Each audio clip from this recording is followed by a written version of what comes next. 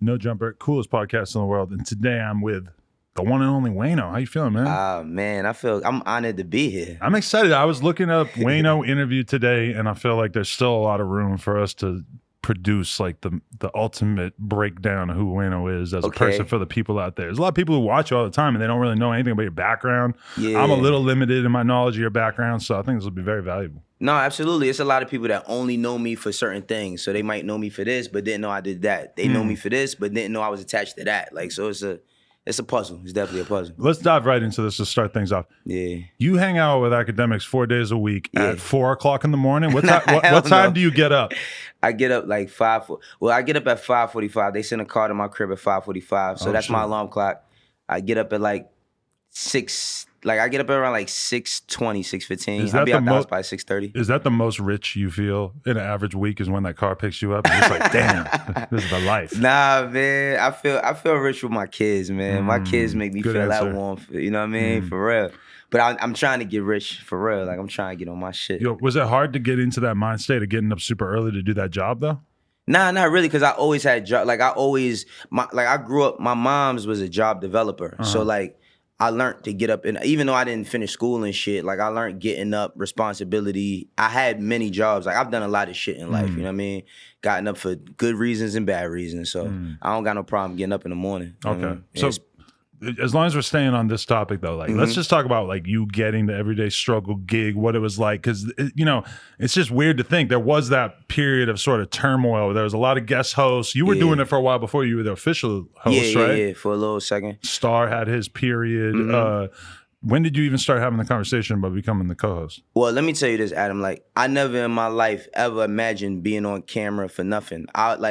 The way I came up, I wanted to be a behind-the-scenes guy. And I was a behind-the-scenes guy, and I was being successful as a behind-the-scenes guy.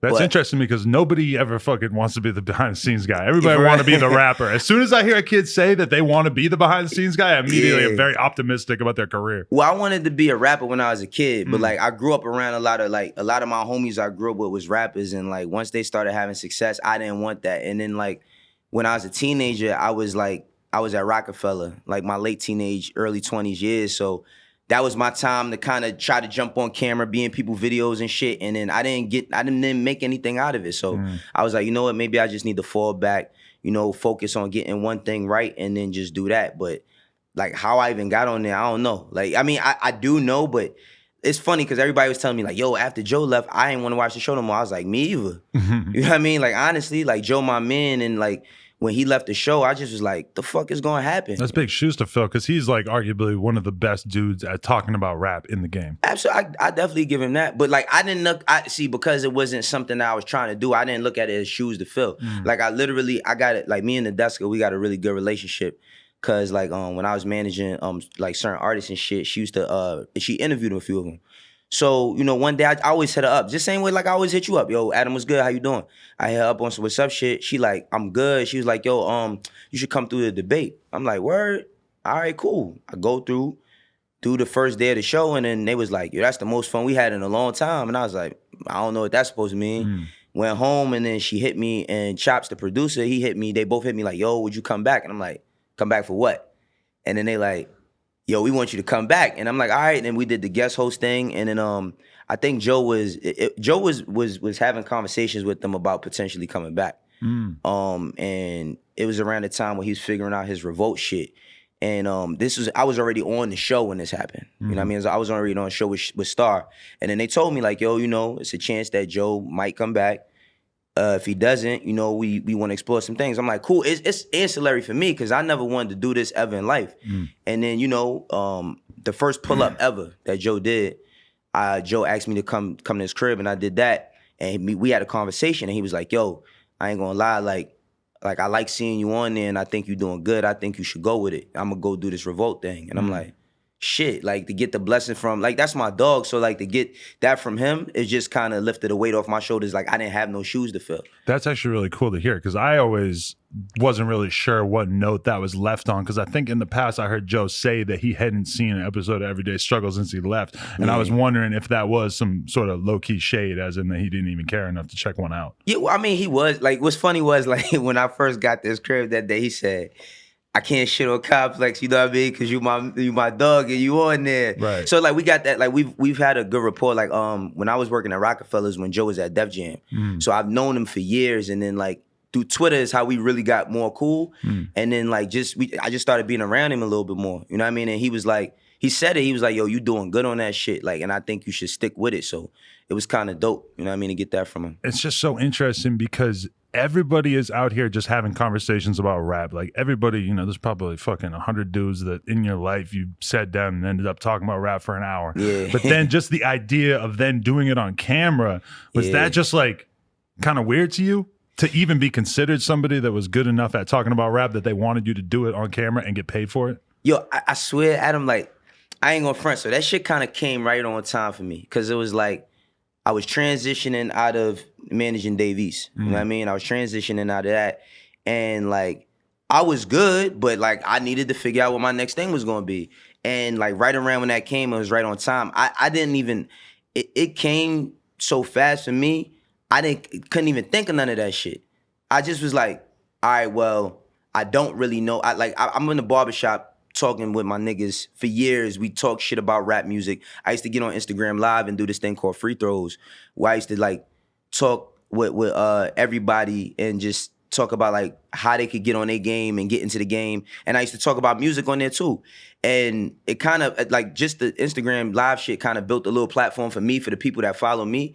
So I didn't have a problem like just speaking. I don't have a problem speaking, but like to do it on a level where now when I walk outside, motherfuckers is stopping me like, yo, can I take a picture? I never imagined that. So I kind of got thrown in the middle of the ocean and had to swim the shore. It's like, so you're telling me that you think I'm that much better at talking about rap at the barbershop than all these other guys in the barbershop? That's kind of an overwhelming idea at first. But I didn't even, like, because that's just what I do. Like, you know what I mean? Like, I'm from Harlem. Well, I'm from the Bronx and I'm from Harlem. You know what I mean? We argue about fucking rap, we argue about sports, we argue about the streets. Your shirt looks stupid, you know? The color of your shirt, your sneakers, your jacket, whatever.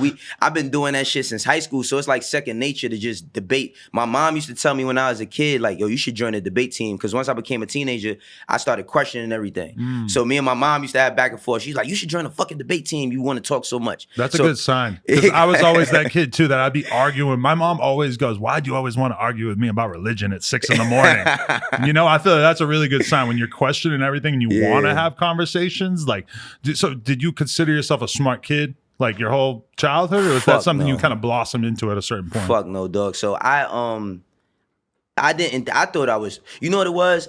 I really used to think I was stupid, because I thought I was stupid because like I wasn't as good as everybody else academically. So I thought that like, I really believed for a long time, like if you excel academically, then you're smart. I really believed that, because I had like self-esteem issues when I was younger. Really? Only because like certain shit that teachers said to me. Like I always joke about it, but I feel like I should have been in special ed. Really? Yeah, only because like special ed was a more condensed class. I couldn't focus in a room with 35 kids. Like I wanted to play, or I daydream and shit. But everything you're saying there sounds pretty conducive to you eventually going on to getting a job doing something creative that you weren't necessarily comfortable being constrained and in this box. Because I felt the same exact way. Yo, no bullshit. I used to draw when I was a kid. So like constantly. I would wake up, I would take all my comic books, I would wake up 9 o'clock in the morning on a Saturday. This is when I'm like 7, 8, 9, 10 years old. And I would draw. I'm talking about from 9 in the morning till 10 at night, just draw.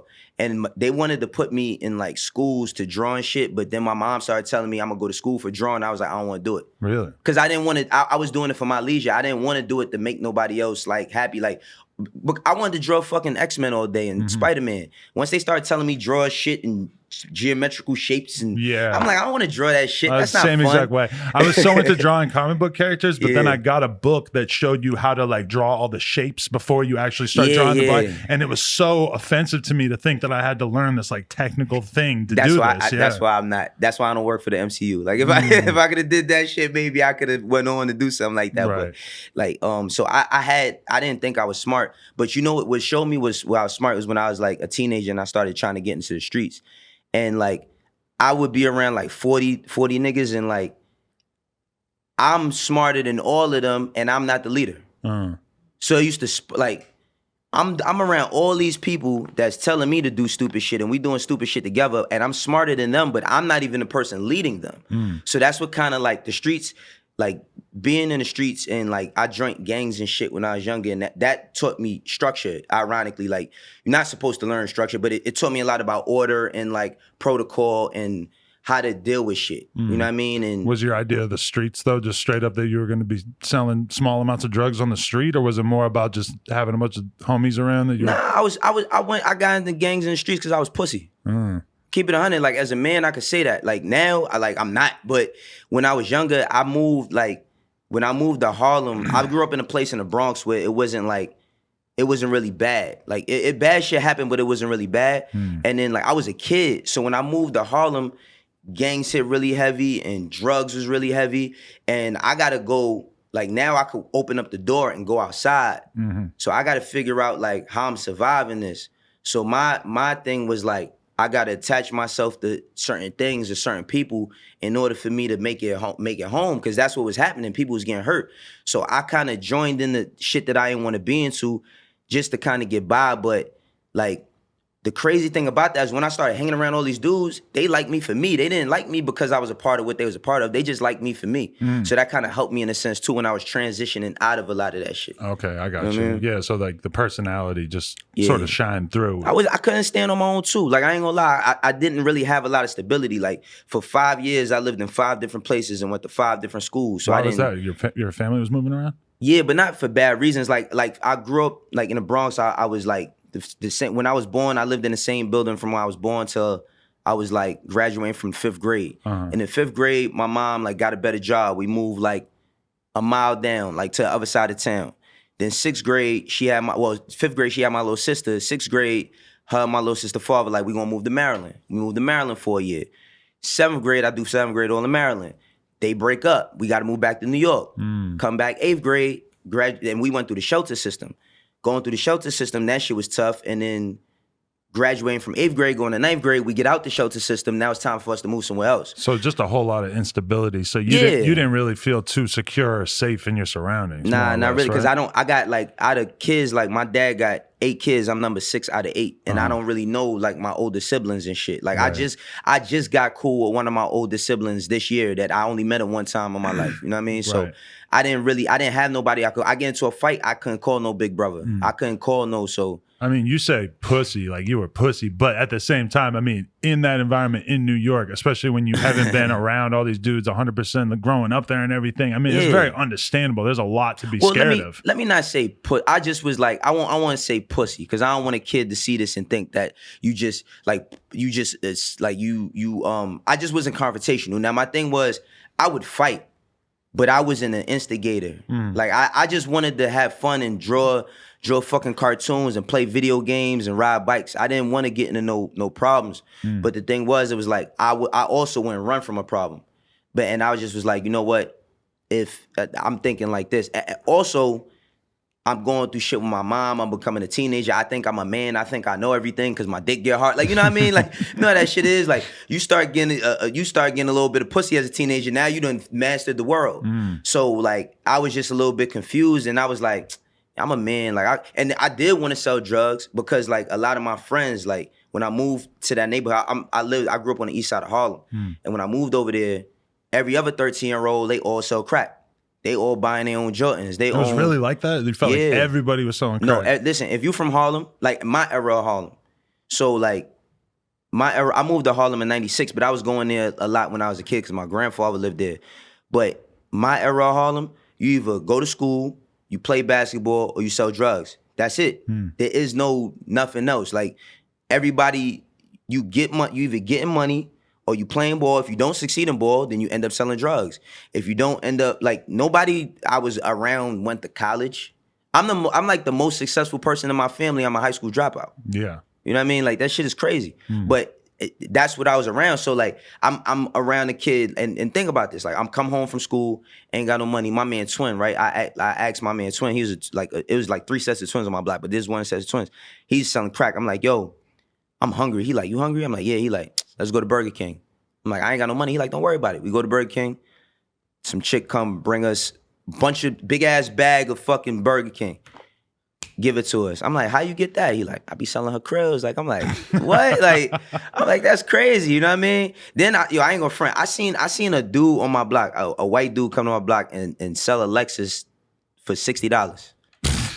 I swear to God, I kid you not. I promise. Because he was so strung out. He sold a Lexus, a ES300 for $60 to a bunch of 15-year-olds. What? That's serious. Just because he needed drugs that bad? Yeah. So my man, we look in the car. He like, we like, who car is this? He like, it's my wife's car. We look, it's a Junior Mafia CD in there. We like, your wife ain't listening to no fucking Junior Mafia. My man's like, fuck it. They bought the car. They joy rode around in that shit for a day, crashed and just left it. What the fuck? You know what I mean? But that's how growing up in Harlem was. And then I grew up on a block where that blood shit hit heavy. So it's like, you got to figure out what you going to do when you come outside. Like what year? Like was it Dipset making it cool? Nah, it wasn't no Dipset. Okay. Cam wasn't even out as a rapper at that time. In 96, yeah, he didn't come out until like 2001. 98. No, 98 when he got to start. 2002 97, was when, 98 for me on the East Coast, Cameron happened in 2002 with Hey Ma. What? We didn't really know about him before that. I mean, if I had been paying a little more attention, I would have known. I mean, Cam dropped his first album in 98. Yeah. You know what I mean? Like, I just wasn't into it. Confessions of Fire. Yeah. But yeah, so like, it wasn't Dipset making it cool. It just was like, see, the shit is the gang shit in New York. It started in prison. So like, it's dudes coming from out of prison into the streets and implementing that mentality on the youngins. So like, it's really ruthless. Like where I grew up at was crazy. Like I didn't even know what trauma meant until like 4 years ago. I'm 36 years old. Really? So it's mad shit I seen as a kid. That you can only now identify as trauma? Yeah, I didn't even know, because it's like, it's stuff that bothered me every day. Like I think about certain shit and it'd be like I could just be having a good day and I walk past, I go somewhere and I walk past and it triggers me as something that I seen when I was a kid. Right. And I just be like, damn, that's kind of like, I see it, but I didn't know that like, I should have talked to a person about the things I seen when I was a kid. You just live to go on with it. Like, it's like not a thing. When I think about Manhattan, the most cops of anywhere I ever been in my life. Is it crazy being a low-level criminal in Harlem trying to get your fucking rocks off every day and you got this much level of surveillance, especially, I mean, this was years ago, but still. Well, I mean, I ain't gonna lie, yo, my block, like, I seen a lot of people like get crazy money on my block, but they also caught crazy indictments. Like it's like it goes hand in hand. It's like selling drugs is like getting fouled playing basketball. You know what's gonna happen. You just don't know to the degree of the level, and you don't know the repercussions of it. You might get fouled and get knocked the fuck out and catch a concussion, or you might get fouled and be able to shoot some free throws and still play. That's how that shit is. Like I seen a lot of my friends, like they was going to jail, and in high school, like they going to jail for selling crack, going to do a month in Spofford, coming home. And or going to like eventually end up going to Rikers, coming home. You know what I mean? Like, so it was like a revolving door. Like the place that I grew up at in Harlem is nicknamed Convict Alley because in all of New York, in like a certain parameter of proximity, it's the most repeat offenders in all of New York. So I grew up in a place where you more likely to go to jail, come home in 6 months, or come home and go back to jail for whatever you did or something worse in 6 months. And I had to figure out, how am I gonna live? Like, you know what I mean? Like, how am I gonna get past this? Right. You know, so when you start to think that this wasn't for you, and how long did it take before you started fucking with music industry shit? Was that the first legit stuff that you started to do? No, I was always like, I was working like little regular jobs. Like even with me, like I would never sit here and proclaim that I was like, I was on my block moving this and moving that. Right. The most I did on my block was look out. I looked out for people a couple times, get a couple dollars doing that. You know what I mean? And then I started selling like little weed and dabbling little shit like that. And then later on tried to fuck with other stuff. But that was kind of a rebellion. Like I really got into the streets too as a rebellion to my dad. Because my dad is like one of the most respected street dudes in the Bronx. But he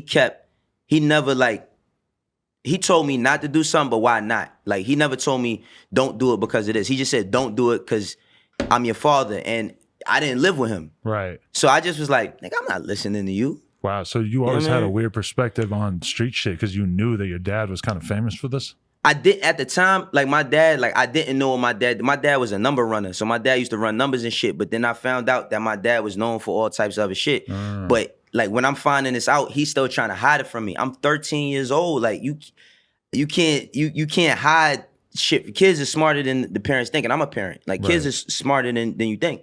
And he was trying to hide certain shit from me. And I was like, why the fuck I'm gonna listen to you and you doing everything you telling me not to do? You know what I mean? So it was kind of a rebellion to my dad. You got to give your kids, you have to give them the full argument. You got to really try to explain shit to them, because then someday somebody's going to try to get them to go the other way. Yeah. And you want to give them the full tool chest, if possible, for them to understand why they should make the right decision. But I understand why they don't. Like, now that I'm a man, I understand why my dad didn't. Is because, like, I view my dad as like even though I didn't live with him, he was like the man that meant the most to me in my life. So it's like he didn't want to tell me shit because I guess he didn't want me to view him a certain way. You know what I mean? So I respect it now, but it's just confusing when you a teenager and you trying to figure out. I told like every year I only had like one friend. You know what I mean? I only had like one best friend. I didn't have a crew of friends I was around until I started fucking around with like gang shit. So it's like I had no stability. So I'm looking for you to like, yo, you know what I mean? Like, and I'm not getting that. You know what I'm saying? So I did it as a rebellion, but I started the transition to doing other stuff when I got like 17, 18. But my mom, like, she helped me get like summer jobs and shit. So I did summer jobs and stuff like that. And so who in the music side of things, what was the first opportunity you got, or the first thing you did? Shit. I mean, working in the mailroom. At the Roc. Well, not at the Roc. I worked in the mailroom where Roc-A-Fella was. So I worked in the mailroom.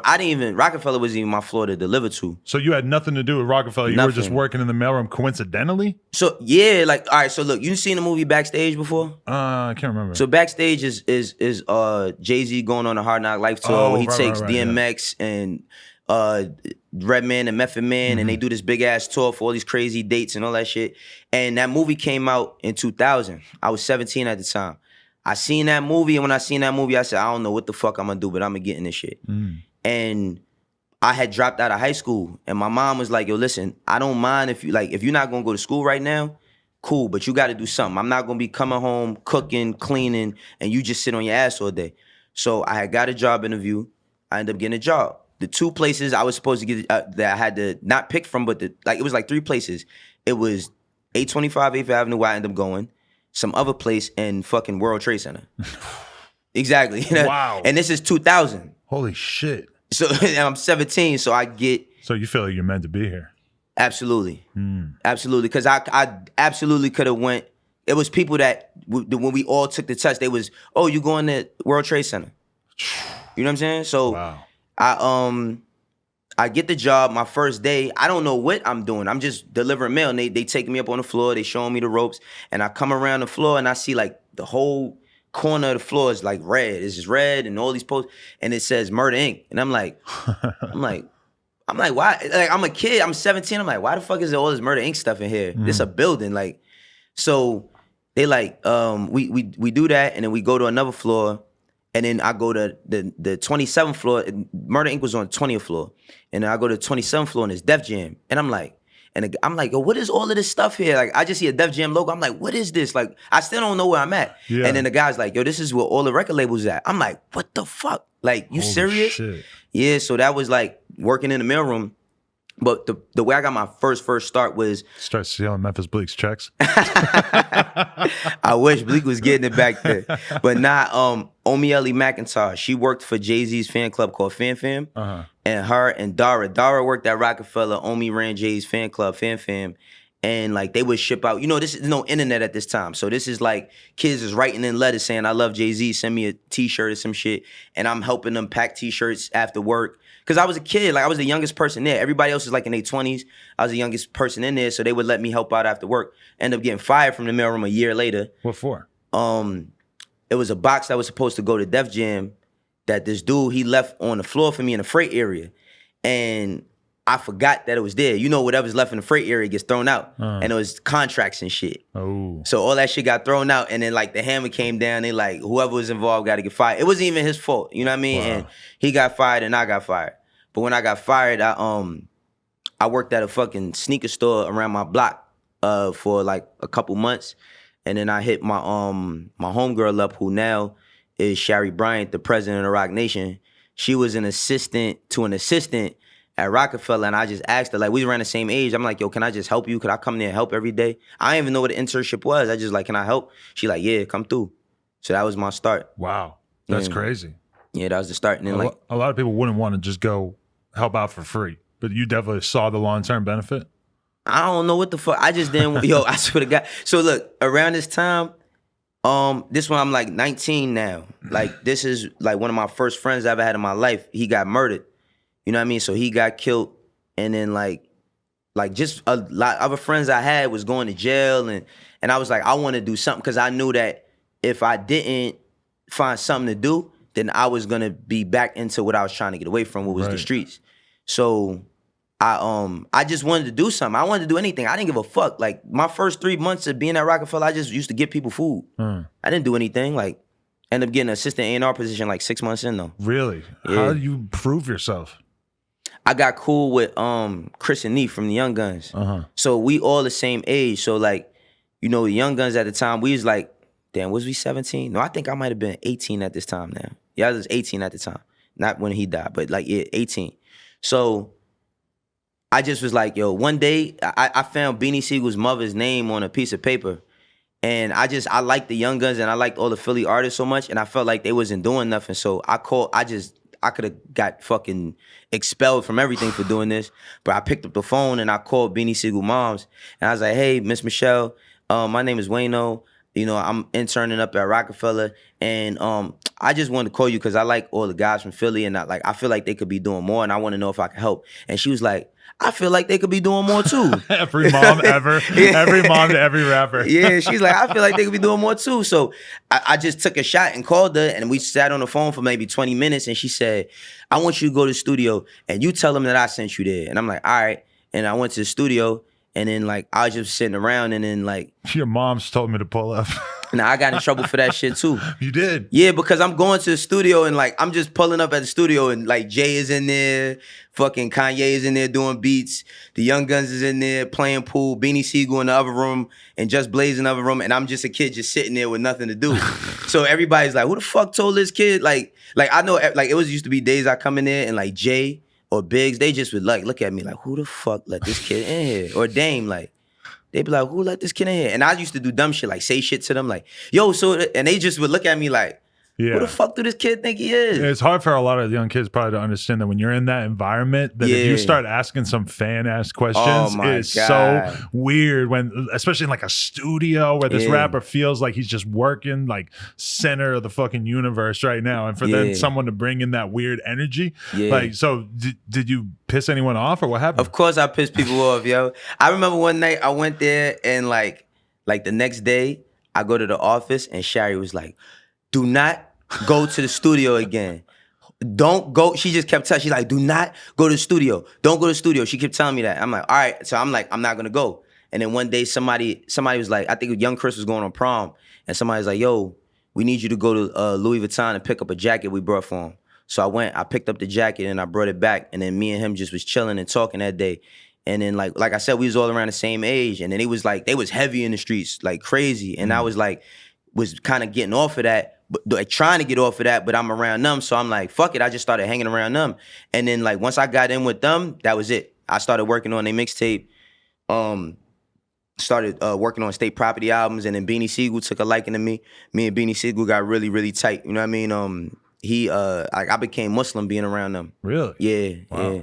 So it was like, it was a learning experience, but if I hung around Beanie Sigel enough, I'd probably be Muslim too, man. I'd be kind of scared. Like he takes shit real serious. Nah, I ain't gonna lie, man. It's so funny. Like I remember, like I think I did Charlamagne's podcast. He asked me a question about Beanie Sigel. He said, well, he had did something to me. I said, yo, in his day, he'd have did something and nobody would have helped you, bro. Like, really? Yeah, he was. I ain't gonna front. I watched men tremble in his presence. Really? Yeah, he's a terrifying guy, huh? I mean, at that time, yeah. Was he on mad drugs at that time when you were hanging out with him too? Nah, like, you know what's crazy? It's like, they all smoke and they did drink. They drink syrup and shit. Because Beanie was a very early guy on East Coast lean drinking. He was talking about it, but nobody knew who he was talking about. Yeah. I didn't even know what he was talking about until I started seeing him do it. But it wasn't, like you see how now, it could be a bunch of like chicks in the room, everybody pouring up. They didn't do it. Was like a private thing. So it was like, y'all got to go out the room. Like, lean like is the definition of guy stuff. Like, for real. Like, no girls allowed. Stay away. Nah, y'all got to get out the room. One time I had some girls pull up to my crib and they had lean. I'm like, that is the most ratchet thing I ever seen. Yeah, girls are not supposed to have lean. Dog. If you do, you're a killer. That lean is a motherfucker, bro. It really is. Yeah, I tried fucking with that shit too. And that shit, like, just being curious, fucking around. and it's not nothing to play with. You know what I mean? But that's a yeah, he dangerous like thing. we was at that time. Beans was like he was a force to be reckoned with on every level, on a music level, on a street level. You know what I mean? The crazy confirm this for me because Beanie Sigel, when we talking about, he's like one of the best rappers of that era by far. Absolutely. Is it true that Jay just saw him on a stoop in Philly or some shit and just walked up to him and just kind of knew that he was going to be, that he could be a dope rapper? No, well, I wasn't around at that time. Right. Like I was way younger than that when he got around him. But the story is that is his brother named Sadiq from Philly, and he knew Jay and them or whatever, and he brought Beans up. You know what I mean? He brought Beans up, and then Beans just rapped for Jay for like an hour or some shit, and then he was like, and then he put him on Reservoir Dogs or some shit like that. Because somebody told me that Jay just knew that he could be a great rapper before he even heard him rap. And I'm like, that seems so improbable that he then would actually be as good as he was. Yeah, I don't know. I know Beans, like, man, he used to tell me that he like used to rap in his sleep, and I ain't believe it. I lived with him. Like when he was on house arrest fighting his attempted murder charge, like I lived with him, and he really do rap in his sleep. Wow. Like he'd be asleep and he'd be saying like certain words, and then he'd walk around the house saying it, and then like one day he record and he just say the shit you heard him saying in his sleep. You know what I mean? But he's special with that shit. When you look at somebody like Beanie's career, how do you feel about him not really having made it, or it never really got to the level that it was supposed to, right? Like he has a huge amount of respect, but was never really able to transfer that into like record sales and shit at that time. He sold records. Right, like that's the thing. He did sell records. Like he might have been richer than majority of people around in his class that was selling records, because I don't know how Roc-A-Fella had it set up, but you sell a certain amount and you was good. And he had fucking 2 Bentleys, big ass house. Like he was living great. Right. And he did go gold on every album he ever put out. He wasn't a platinum selling artist, but gold. I mean, now a new artist like Tekka, whoever go gold, we like, oh shit. A kid sells 65,000 records the first week. That's big. Yeah. Jadakiss was selling fucking 240, 300,000 the first week, and people, because it was in that era, nobody don't give a fuck. Nobody don't look at it that way. Yeah, you know you need like a nation streaming your project though to equal out to like 250,000 actual CD sales. It got to be crazy now. But I mean, like with Beans, I'm not disappointed for him. I wish it could have been better. You know what I mean? But he did accomplish a lot. You know what I mean? He accomplished a lot. But I think a lot that didn't go right with him was because he wasn't knowledgeable on certain things, like on certain levels. Like he did know a lot of stuff, but just when it came to business, I think he was a little bit late learning business. And I didn't learn that until I got older, because I thought he knew everything when I was his little mans up under him. You know what I mean? But once I got older and started learning the business, I'm like, oh, he didn't know that. Or he didn't know that, or he might have just been a little bit reckless with this, but you know, it's a learning curve. So you're A&R at Roc-A-Fella, and you're mostly dealing with Chris and Neef and Beanie, or like what are your roles at that time, and how are you making yourself useful? Well, I'm doing at this time. I'm just doing whatever's asking me, but like I started going. So the way I got really good in with the Philly dudes is my man Ryan Press. Ryan is like, right now, he's the fucking president of Warner Chappell Publishing. But at the time, like his crib was a studio, and he managed a producer by the name of Chad West. And they produced all the like they was the guys in Philly. So like if you was an up and coming rapper in Philly, you went over there to do records. So I like befriended them, and I became like they little homies. So I'm making sure that there's some synergy between, you know, Oskino and Sparks, like or PD Crack and all of them with Chad West and Ryan. And when it's time for us to pick songs for the albums, I'm picking songs like Biggs and Beanie Sigel and them. They letting me pick songs for the Young Guns album. They letting me pick songs for the State Property album. So it's like that's where my influence came in, because I was the young guy. Like now I'm about to be 37 in December. Holy shit, I never would have guessed. For real? I thought you were probably 27, 28. Nah, man, I'll be 37 in December. You are aging well. Thank you, man. Thank you. You don't smoke cigarettes? I don't smoke nothing. There you go. That's gotta help. I was the young guy, so like now I keep young people around me, so I'm ahead of the curve, because it's certain shit I'm just not fucking with. You know what I mean? But they let me know what it is. Like my son is like my A&R. Right. You know what I mean? Like you my were just son, saying that he wasn't fucking with Jay stuff. He do, but not really. Like he don't really eat. Like his favorite rapper is Meek. Like his favorite rapper is Meek, Drake, Young Thug, fucking Dirk. Well, he fuck with Tekka, OD heavy. Really? Yeah, he loved Tekka, yo. Tight. Like he fucks with like he was the one, like we get in the car and we going to his basketball game. He want to throw a little pump and shit, and I be like, man, I don't want to hear that shit. He be like, man, pump is fire. You bugging, like, you know what I mean? But is he already off pump? He don't really listen to Pump because he just was like, yo, he like my son, like with Pump never really made like a lot of music that he got into outside of the singles. So like, but he know more Little Pump songs than I do. Right. You know what I mean? Like, he listened to that shit. Like it's crazy when you got a young kid and like you first start seeing them getting excited about rap. Yeah. It's crazy just watching it sort of play out and just and just knowing that there's nothing that you could do to like shape their taste, that they're just blossoming into it really. No, absolutely. Like my son, he helped me. I signed my artist TJ Porter. He signed a Def Jam because of my son. My son put me on to his music. Really? Yeah. So like my son was like every day, like we go to his basketball because my son play ball. So he'd be like, let me listen to TJ Porter. Let me listen to TJ Porter. I'm like, all right. And then one day I was taking him and a few of his friends to a game. It's like 5 of them. They in the car and they all asking to listen to TJ Porter. I'm like, all right, I put the song on. They singing that shit word for word. I'm like, and at the time, my son 12, at the time he was 10. I'm like, if you got 10-year-old kids singing your shit word for word, you got something there already. How'd they even find out about him? I think they said that they was at like, because TJ played basketball too, so they was like that they was at a basketball game and somebody said he rapped or he told somebody SoundCloud, so they just looked him up and they started listening to his music and then sharing it amongst their friends. But when I met him, he had a song that had like 700,000 streams on SoundCloud and all he's doing is playing basketball and going to school. Right. You know what I mean? So I'm like, shit, come over here. You know what I mean? Groomed him for a year and then he got signed to Def Jam. That's crazy. Yeah, my son, I credit him for that shit. So what happened with the Roc-A-Fella shit? Like how did you continue to grow there, or did you just abruptly leave at a certain point? I mean, when Jay and Dame broke up, that was it. Yeah, what changed there? And what was your perspective on that? I was fucked up, bro. Really? I thought, look, I wouldn't have never got fucking Harlem tattooed on my hand. If like at the time, I'm thinking, I'm going to be at Roc-A-Fella forever. I'm 20 years old. I'm going to Jay birthday parties, Beyonce there, fucking every actor. I'm hanging in this loop and I'm a young kid. I'm thinking this shit is never going to end. And then one day, that shit just was like, boom. And so you didn't know that Jay was totally unhappy with Dame or whatever the overall situation? I didn't. Well, I did. Like, when I look back now, I kind of did, but didn't. Because the thing was, it was like, it came to a point when all the Cameron shit was happening and like, Jay stopped coming to the office. And Jay used to always come to the office. Or then he would come to the office and he would go to 28, but he wouldn't come up to 29 where Roc-A-Fella was at. So, but I never thought of it. I'm just thinking, oh, Jay's busy. But then I would go to the studio with Chris and Neef and we see Jay, we'd be around Jay, but then I go somewhere else and we around Dame. But I was around Dame a lot. But Dame never spoke badly about Jay. When we was around him, like, he never said nothing about what was going on. And that was in the epicenter of that shit. They never, like, we didn't know. It just happened. Boom, one day it just, and it was like, go with your mother or your father. Like, really, it was like, who do you go with? And I didn't know what to do. I went and got a regular job again. Really? Yeah. You were that disillusioned by it? You didn't try to saddle up with either camp? Nah, because you know it's another thing too. I didn't like really know how to build relationships. So like at Roc-A-Fella, we was the fucking everything. We did a young kid that works for OVO right now. I'm pretty sure like they've got relationships, but they thinking that that's never gonna end. Like you never think Cash Money is gonna end at the peak of their level, especially on your first time being associated with something. Because say it's like the third label that you've been associated with, then you start to realize like, oh, this shit is all gonna change over time. Bro, they ushered me in. I didn't know nothing else. Like I was like, that's why I started. That's what I was at this time. I started there at 18. At this time, I'm 22.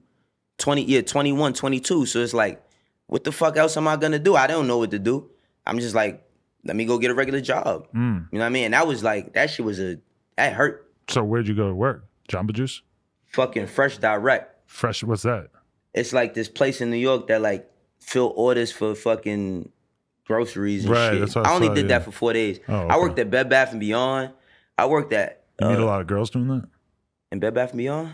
There was a lot of girls there, but I ain't meet no girls there. There's got to be a lot more girls than guys. I was doing overnight shift, like overnight stock. Ain't no girls there. Oh, yeah. After when it's closed? There's probably no girls there. Not the ones you want. Like the other girls, other employees. But I did that, and then I did I worked back in the mailroom again. I was even embarrassed to tell people I was a part of that shit because it was no Instagram. Who the fuck is gonna believe me? Like, you know what I mean? Like, I'm telling people like, yeah, I met Beyonce before. Yeah, right, nigga, you lying. Like, get the fuck out of here. Where's your picture? Wow. You know what I mean? I didn't have pictures and none of that shit. So I just, and I did that for a few years. I worked at Channel 11, which is, what the fuck is Channel 11 out here? Pix is what? Damn, what the fuck is WSFL? Not WSFL. Whatever it is. This I never even watched cable in LA. I've been here 10 years. Well, yeah, I did I did that for a bit. I got laid off from that job, rehired, and then got laid off again. And that last time I got laid off, like I had another kid on the way, and wow, that's got to put a lot of pressure on my you. In third, this shit, huh? yeah, my third was on the way. Damn. And I was 29.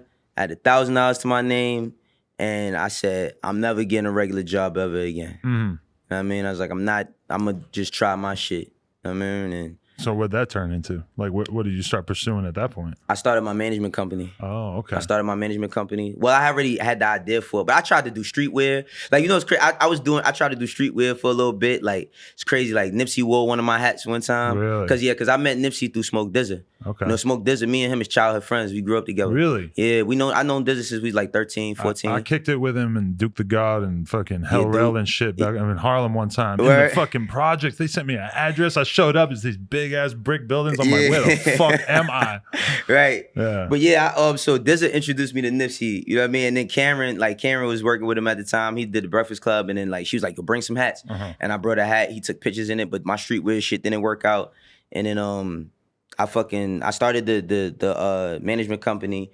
Did that for a bit, had some producers, and then like that led me to meeting like Dave East. You know what I mean? Story is crazy because you've got a lot of like fucking horseshoe up your ass moments where you just got crazy lucky. Yeah. But then you also have so many things that are just sort of like the standard like thing that you have to go through. If you want to be a dude in the culture, you might have to have a fucking clothing brand that don't really go anywhere just to learn your lesson. I mean, to roll it all out, I did tons of shit, bro. Like, I mean, like, even being at Roc-A-Fella, I almost went to jail, all types of shit. Like, we was reckless, yo. The young guns, we was young guns. We was carrying guns everywhere. Like, we was wilding. You know what I mean? Like, Neef caught a gun charge one time. Me and him was together. He caught a gun charge. That was another eye-opener for me. You know what I mean? When Neef caught a gun charge, and then Jay wanted to have a conversation. That's the first conversation I had with Jay. Jay wanted to have a conversation with about me. Him having a gun? Yeah, with me. Like, as in, you can't be letting him run around like that? Yeah, because guess where he got caught a gun at? Where? The Tribeca Film Festival. Oh, my God. What, they have a metal detector or something? Yeah, man. Fucking Robert De Niro is pulling up. It's the Sundance shit, all that. Everybody playing their films. Oh, my God. We went there, like, you know, the police pulled up on us, and, like, we tried to get up out of there, and they locked Neef up, and then they gave me the money to go bail him out, and then the next day I bail him out. And then I get that's when 2 Ways. Remember 2 Ways? I get a 2-way, and it's like, Jay wants to see both of y'all at baseline right now. Does your heart sink? Like, oh, absolutely. No. My shit drops to the bottom of my feet. But it wasn't a bad conversation. We get there, and then Jay and Neef had some words, like, not no bad words. He just was asking, like, what's up with him? And then he walked out the room. And then Jay asked me, did I know my role? And he's like, you know your role? And I'm like, first of all, I didn't know he knew who I was. And secondly, he like, do you know your role? And I'm like, huh? And he's like, you don't know your role? And I'm like, what you mean? I thought he meant to take the gun charge. Oh, shit. But he didn't. No, he didn't. He just was like, yo, he said, you from up here, right? I'm like, yeah. He was like, you know, where they from is a different place. Like, them carrying guns every day, like, that's how they live. He was like, you know, he said, you see Tata? I'm like, yeah. He like, I'm the reason why Tata mother never have to work again in her life. He's like, Chris and Neef could be the reason why your mother never have to work again in her life. If you know that they putting themselves in bad situations, like having guns or doing dumb shit, you got to pull them to the side and like be the rationality for them. Because if not, then you won't be in a position where your mother ain't got to work ever again in her life. Right. And at that time, I think I was 20. I just was like, I never thought of it like that. Yeah. You know what I mean? But yeah, I mean, along my journey, I went through a lot of bullshit. Man, that's the crazy shit about being Jay-Z. It's just that he could pull you aside and like have that quick conversation with you and just hit you with some straight facts. Yeah. And he knows that you really are probably going to listen on a level that you're not going to listen to your parents or whoever because they're not Jay-Z. That's crazy. That's like, because that's a real ass conversation, but it's also the kind of conversation that you might hesitate to have with a lot of people because you feel like motherfuckers just ain't going to listen. Yeah. You know what's crazy though? Like what I learned, and it's like, I learned like the importance of like your voice. Like for me, I have a voice, like even in my neighborhood, you know what I mean? Like I'm respected in Harlem. I say that to say this, like as a man, ain't got nothing to do with no street shit. You ain't gonna go to Harlem and they gonna tell you, yeah, Wayno was blaming at him and he was doing this and he was like, you know what I mean? I had fights, I had all types of bullshit, but that's not what I'm respected for. I'm respected as a man in Harlem. Like from old people to little kids to in between. So it's like a lot of people in my neighborhood, they look at me like a shining example of a person that they knew that actually made it or did, or what they think of making it. Because I don't think there's no real making it. Like, you know what I mean? Like, but you made it in a way that's a little bit more attainable than the guy who comes out and becomes a rapper, because most people sort of know deep down inside that they ain't gonna be a rapper. Right, exactly. But you kind of have that dream of like being like a media personality, A&R, like all these different things that people who are really paying attention to the industry are starting to realize like those are paths that actually make sense to go down. Yeah. I mean, like for me, so I'm really careful about how I speak. You know what I mean? Because I know like the same way I talk, like when I watched Irv Gotti when I was a kid, I watched Dame, I watched Kevin Liles, fucking tons of people speak. And I just used to always like idolize how they spoke and what they was about. So it's like for me, I'm very cognizant about how I handle myself, how I articulate myself, because I don't want nobody getting the wrong impressions. Like I'm also not gonna tell you that everything is sweet. Because it ain't sweet. I done get cracked in my head tons of times. You know what I'm saying? And I done cracked some niggas in their heads too. But it's like, that's not what my life is about. My life is about like pivoting and figuring shit out so that you don't have to be in a bad position. And I got respect for that. Yeah. You know, so I take that shit with pride. So you start a management company and then you meet Dave East right away? And Nah, not right away. No? You know what it was? I was managing my producers, Buddha and Grands. You know what I mean? I met Buddha like through Amadeus, and then like me and Buddha, we was trying to sell beats, and that's a tough game. So it was just like, yo, if we could just get one artist that we could get all our beats on and we get them signed, then maybe we make some money. So it was like that. And then the way I met Dave East was I was hosting along this way. I'm hosting shows. Like I was hosting shows like at SOBs to get like little $100 extra a day. Cause you know, you say that you're not gonna get a regular job, you better figure out how to feed them fucking kids and pay them bills. Right. So I'm doing that. And then like he was one of the artists on the showcase. And it was a few artists on there that I knew, but he just, the way he rapped, nobody rapped like him. Yeah. And then like we just got cool over a year.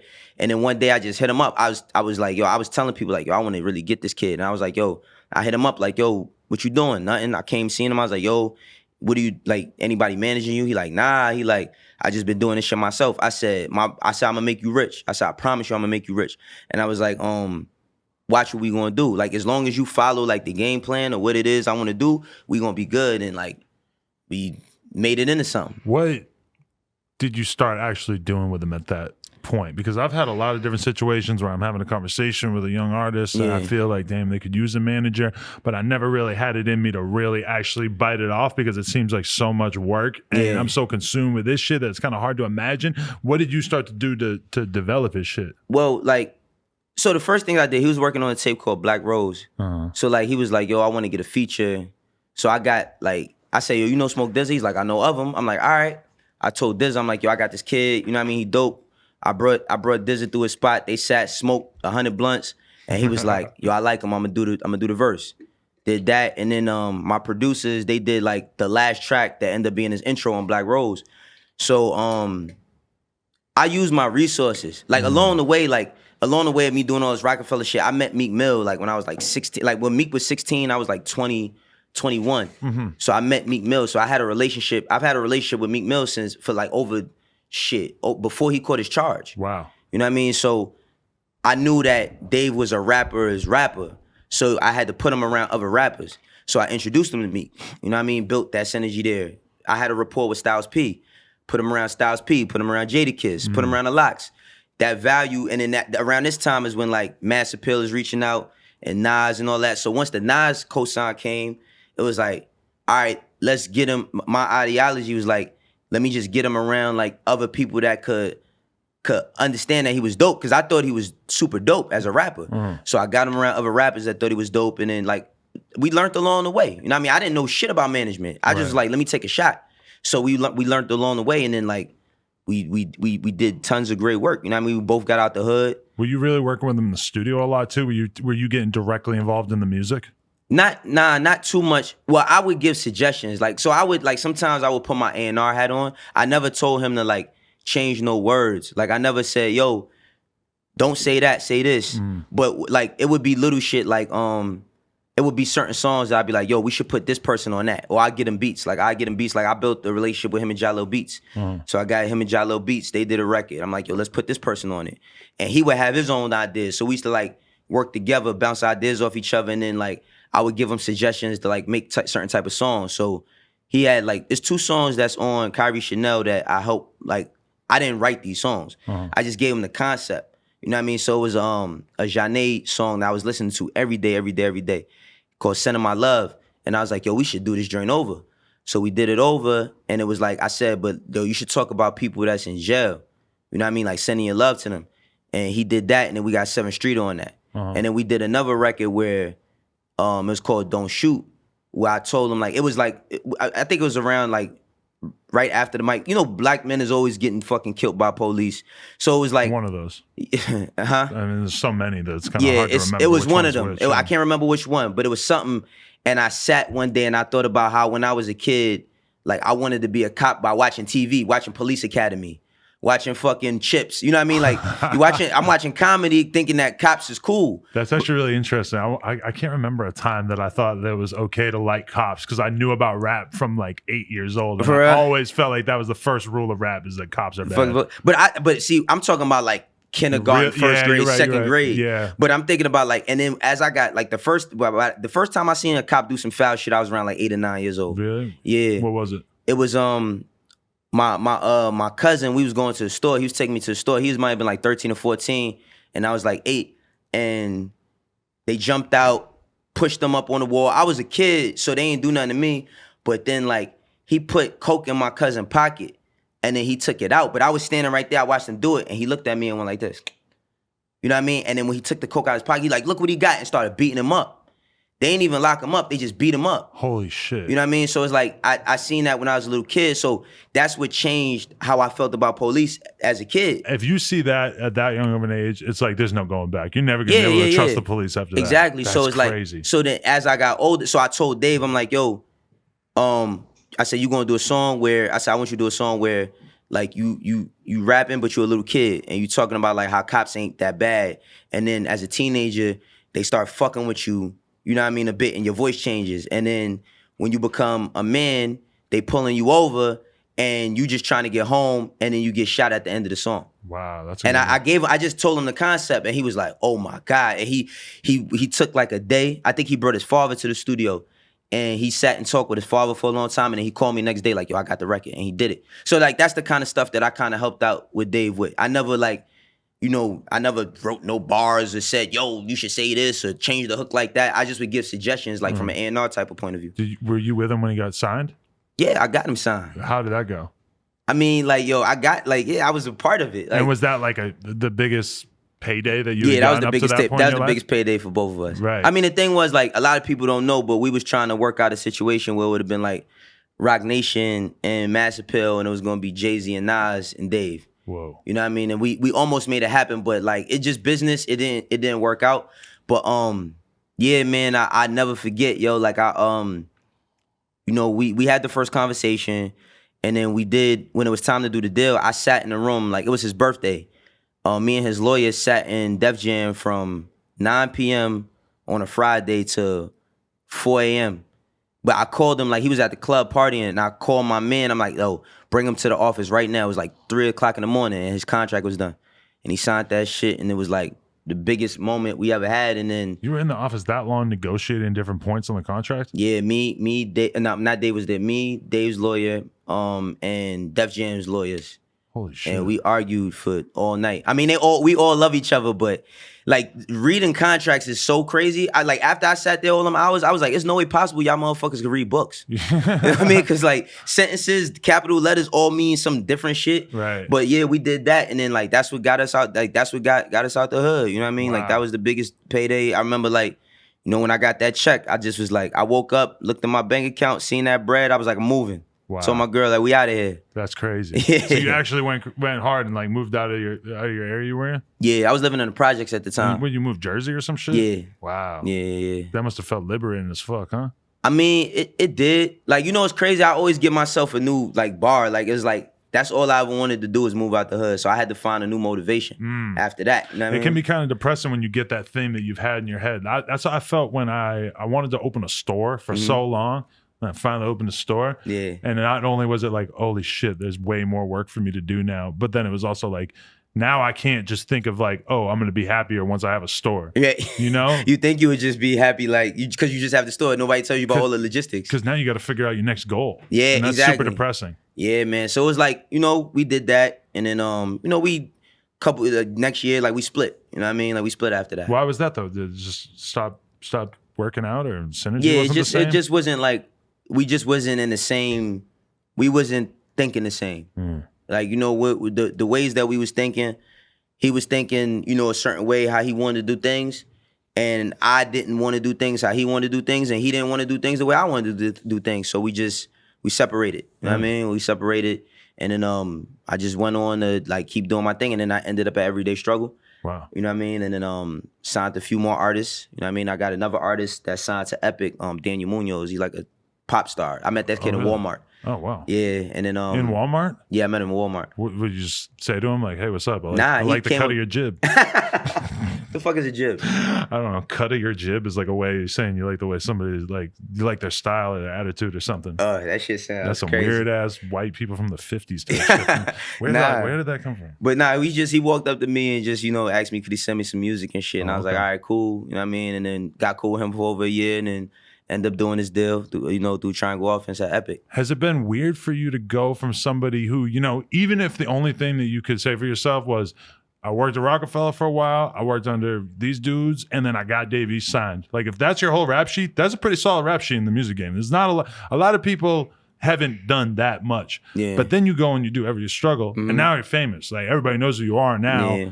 It's like, how does that work? Like, to have, you already had like a rap sheet of like industry work that you had done and shit, but then all of a sudden now everybody actually knows you for talking. Yeah, it was kind of crazy, because like I'm not used to people stopping me and like wanting to take pictures with me and just wanting to talk to me. It's so funny because whenever a person like gets 5 seconds with me, they try to get like their version of Everyday Struggle. You know what I mean? Like they be like, "Yo, Wayno, what you think about that?" I'm like, "Dog, I'm just trying to, trying to cop a pair of sneakers. You know what I mean? Trying to go to the movies. Like, it ain't that type of party." But it's kind of ill, man. I mean, I appreciate it though. You know what I mean? Because I ain't gonna front at him like I ain't think I'd be shit, yo. I didn't think I'd be anything. My mom always told me I'd be something.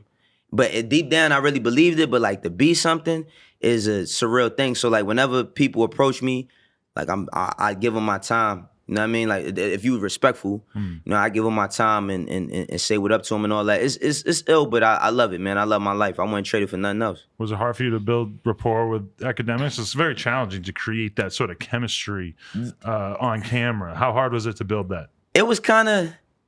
It was kind of funny. It's ill. So like, when I get there, we there with Star and then the Star shit stops and then I'm on there and then that's in the middle of the whole Tekashi shit. And I got my reservations about like how I feel about a lot of that shit. You know what I mean, that he was doing. And I wasn't jacking a lot of that shit. You know what I mean? And I was telling Act about that. And then I also had a perception of him. But I was a fan of his work because I tuned into like all his blog shit just to listen to him and stuff. I just like hearing him talk about like the one shot rack, all that shit. And then like working with him was kind of like I didn't know who he was and he didn't know who I was. So we never was standoffish, but I was kind of like, I don't really fuck with this nigga. Like when I first got there. But like Ak is a really cool dude. You know what I mean? Like aside from what everybody may think about him, and he do a lot of shit that tons of people question. But what I have to deal with him for, everybody don't have to deal with him for what I deal with him for. So like, he's really a cool dude and I fuck with him. You know what I mean? But we had our moments. You know what I mean? Like when when that whole Tekashi shit came down, we had an episode that got kind of like I kind of went hard on him. But the reason why I went hard on him is because he was doing shit, saying shit about my name when I was in the round. Like I did the pull-up shit with Joe. And I remember he did a video and he was like, he was like, Casanova was there, Wayno was there. And Tekashi told all them niggas suck his dick. And I'm like, first of all, in New York, like this suck my dick shit is some new shit. In New York, like people from the South always laugh at us because they be like, man, people take that so serious. I remember when I was 14, I told somebody to suck my dick, and a dude pulled me to the side. He said, "Don't ever say that unless you gonna kill somebody or you ready to die." You know what I mean? That's how serious that is. That's the ultimate level of respect in New York. I don't know what it might be in LA. It might be whacking out somebody's hood or some shit like that. You know what I mean? So when he said that, I'm like, damn, act like I'll be on the show with you. You gonna say so? When the Tekashi shit came to a head, like I kind of went hard at him. You know what I mean? But like through that, we got past that, and like we having fun on the show. Yeah, it is kind of weird when you think about Academic's position, just because he's sort of like managed to build this giant platform off of presenting himself as the #1 go-to stop for fuckery in the rap game. Absolutely. And a lot of people can't separate him from that platform. Like they can't look at Academics and not think about the fact that Academics is the first one to post a fight if they get beat up or if somebody gets the shit smacked out of him or gets their chain took or whatever. Right. It's like a one-man world star, or what world star used to kind of be. I always said that he's like world star. And it's like it's weird because a lot of people really hate him for that. Yeah. And we'll never be able to just consider him as like just a dude. You know what he said to me one time? And I asked him one time, like, yo, why? I said something about like the posting the content and all that. He said, yo, the thing about it is, all I do is repost the shit that they post. Like I'm not making none of this. Like I'm not putting them together. I always equated act to like the dude who, if you in the lunchroom and like somebody say something about your moms, but you don't really hear it, and he be like, yo, you ain't just hear what this nigga said? He be like, yo, you gonna, 3 o'clock, y'all gotta fight. Like, yo. He didn't say, I didn't say I that. didn't say that shit. He said that. Yo, you gonna take that? Like, he's that nigga. Like, that's the person that, like, no, everybody is, like, cool with because they stir shit up, but you don't really bother him. You know what I'm saying? Like, because his position is really out of the space. Like, for me, like even with everything that act be going on with, I be telling him certain shit like, yo, I don't think you should do that. I don't think you say that. But end of the day, he a man and he got to stand on his words. And it's funny though too, because Academics, and that's a big part of what pissed people off about him, is that he's always done shit that he couldn't do if he was just around. Oh yeah, like talking about all the Chicago shit. If he was just a dude that you could catch chilling at the barbershop, he wouldn't have been able to talk about that shit because somebody literally would have killed him. Yeah, he'd be dead by now. He's smoking Academics packs still to this day if that happened. Oh man, no, he wouldn't. Right, that's not funny. We're not gonna joke about that. But I mean, it's just that's the crazy part about it, is that he has always been smart enough to keep himself separate from all the bullshit. So, and it's kind of like, yo, if nobody catches him slipping, then it is what it is. Like, you might not like him, but y'all ain't done nothing to him, so it is what it is. I mean, the thing is like, what people got to take into account too is that Academics is a civilian. He's a fucking civilian. He's not a gangster. But there's a lot of people who wanted to smack the shit out of him, including your man Meek Mill and the Dream Chasers. They wanted to kill him at one point, right? Absolutely. Were you involved in that? Nah, man. Meek, but I say this, man. They not nobody to play with. Yeah, I know. Because I know, that's like, I didn't meet Meek on no music shit. I met him as a kid in the street that used to ride dirt bikes that rap. Cause he, like, one of his like close friends at the time was a dude that he was one of them young. They was young. They was 16, but they was giving it up in the streets. And that's how I knew them. You know what I mean? And him rapping was just like extra. You know what I mean? But yeah, they definitely wanted to catch him and shit. But at the end of the day, you do something to him, he sue you, then what? Yeah. You know what I mean? Like, you going, like, you don't want to have to pay $1 million and then probably, I don't know if he's going to fucking go hard with the charges to the furthest extent of the law. Right. You know what I mean? You don't want to catch no charge fucking with this dude. To Meek Mill, probably, right? Yeah, I mean, he ain't going, like, Meek ain't even on that, man. Like, Meek ain't even, you know, Meek is in a whole new place. I'm proud for my guy, man. That's my guy. Now, yeah. But he was mad a couple years ago. I mean, he was, but and I was always happy for him though, because I know where he come from. Like, you know what I mean? Like, I used to be in the studio with Meek when he had the ankle monitor on and be like, all right, y'all, it's about to be 8 o'clock. I gotta fucking go. I can't finish this verse. You know what I mean? I done seen him do that a few times. Him, O'Malley, all of them. You know what I mean? So it's like to see where he's been able, like, shit, when he got signed to MMG was a fucking big thing for me. Right. You know what I mean? Just to see a dude that, like, I know that where he come from and I know his people, to see him make something of himself. On that level, yeah. Yeah, that's why a lot of people, like, on the show, they be like, oh, Wayno's a Meek Mill dick rider. Or, like, yo, dog, if you knew somebody who was, when I met Meek, he was in the street. He ain't have no money. He was hustling in the streets. And he became something. You want to celebrate that person? I'm not going to wait for him to die. I'm not waiting for nothing to happen to Meek for me to say I love him and for me to say he's one of the best out there. That's my dog. Like, I'm going to always do that. The unfortunate thing is that the fans want you to default to a position of not giving a fuck and not having any empathy and not being proud of a guy who made it. And that's weird because we should be happy to see anybody make it out of their situation. Oh, nah, man. People, you know what fans do? They want you, they hype you up to do something stupid to call you stupid. They, like, for real, they hype you up. You know what fans do? They be like, Oh man, like, all right. You remember when I had the whole Soulja Boy shit when he was on the show, and everybody was like, "Oh, Soulja Boy." He didn't threaten me, like, you know what I mean. He was upset, and I like one thing. I respect Soulja Boy. You know what I mean. I respect him. I think that he's very misunderstood. I think that a lot. Like, he made a lot of money at a young age. I can't imagine having that, like, being the head of your household, making that amount of money, having to hold people down, people probably stealing from him. He been through a lot of shit. I think he lost his brother, all types of shit. He's frustrated, you know what I mean? He's frustrated. So when the shit happened, people was like, yo, you should have fought him. You should have did this. You pussy. You this, you that. I'm like, okay. You got to be a real knucklehead to have the opinion that you should fight somebody on camera at Complex while you're working. Look, this is the thing, right? So look, all them same people, let's say I jump up, me and Soulja Boy get into a scuffle. It goes viral. Everything goes crazy.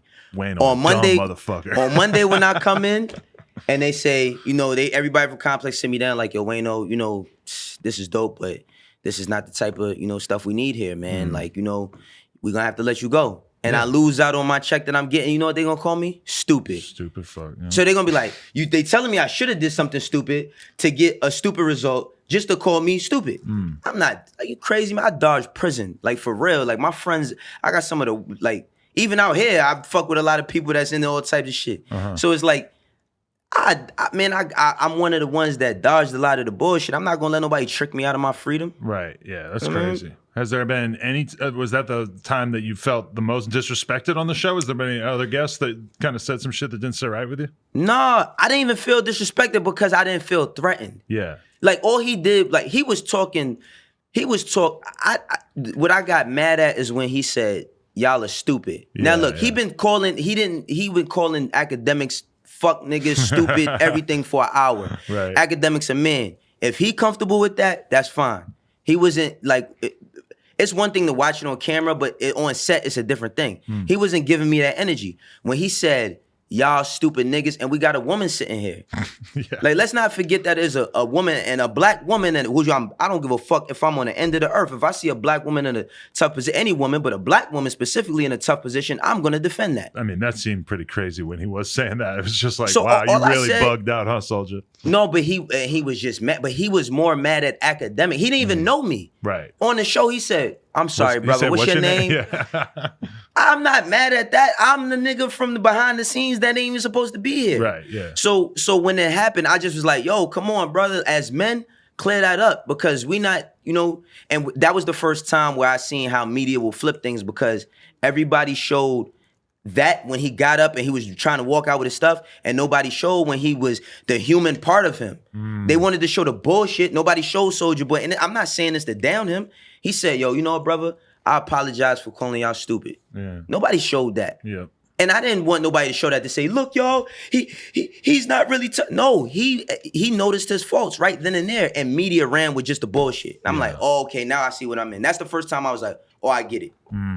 I get it. That's a weird thing to see for the first time. And especially, like, academics had to go through those growing pains. Like, remember when the fucking Migos shit happened with him and Butter? And then Complex actually, and that was probably like a learning moment for Complex as well, because Complex fully turned him into a meme and just highlighted the fuck out of it, put out their own highlight clips. No, the best clip was the slow motion one. Yeah. Oh my God. But academics had to be like, yo, like, I'm working for you. You can't just make me look like a fucking goofy to go viral on Instagram and shit. Man. I mean, like, I be like this, man, with this, when it come to this music shit, because all these guys think they tough. Just take something, man. Take jujitsu or some shit. Like, do shit in your spare time so that if you do get into something, you get it over with fast. Right. You know what I mean? Like, but I'm not in it for that. Like, I'm not in it to get into no altercations and none of that shit. You know what I mean? But it just was, like, Complex, I fuck with Complex, you know what I mean? But my perspective of the brand was different at that moment when that shit went down. Right. You know what I mean? Because it's like, but I guess they had to look at it like, shit, let's make the best of it. Right. I don't think academics had a problem with it. People look at him as that type of person, as a meme all day, every day.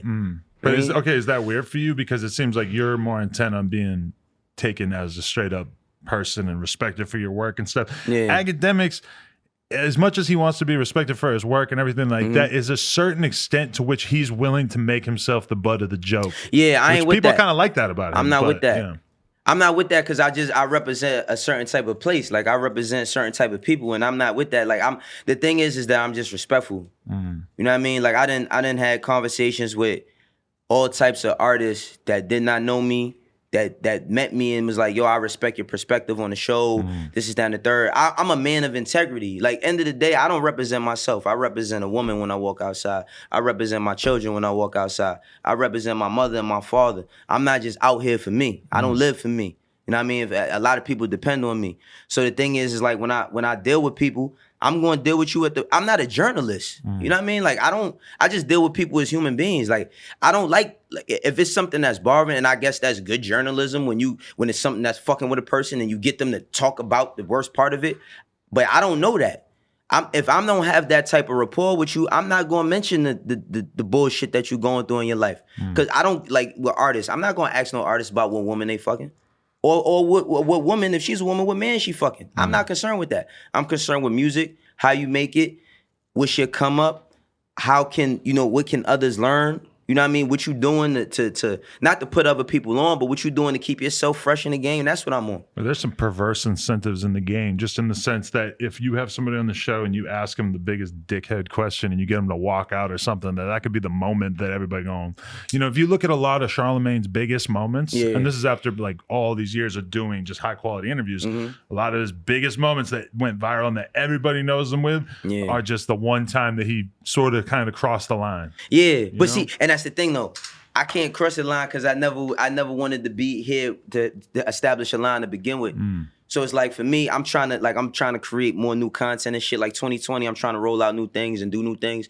But I want it based on like me and the type of people who think like me. And I ain't not because I watch everything. Like I watch when Boonk was here and you know what I mean and all of that shit.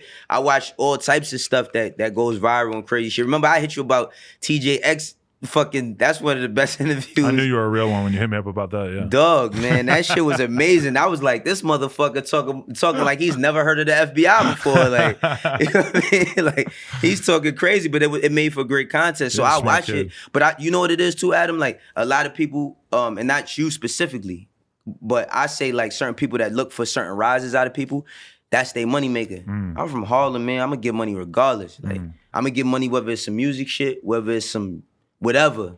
If I gotta get into sports, I'll figure that shit out. If I gotta get into like selling juices, if I gotta sell water, if I gotta get into any game I will, I always say, if you bring me to, you know how I say you can't, you can bring a horse to water, but you can't make him drink?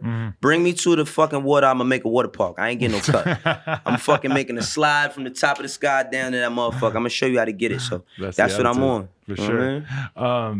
When you were right there, front and center, when this whole fucking insane drama happened between Nadeska and Star, and clearly you're pretty tight with her. Yeah. What was your perspective on that? Because from an outsider perspective, I was so fascinated by it because here you have Complex, and they have this woman working here, and it's a very male-charged environment. Right. But they're tested on more talent and everything, and the last position they want to be in is hiring somebody who has a history of sexually harassing the one woman on camera. So you talking about when he said the shit about... What did he say about sniffing her chair or something?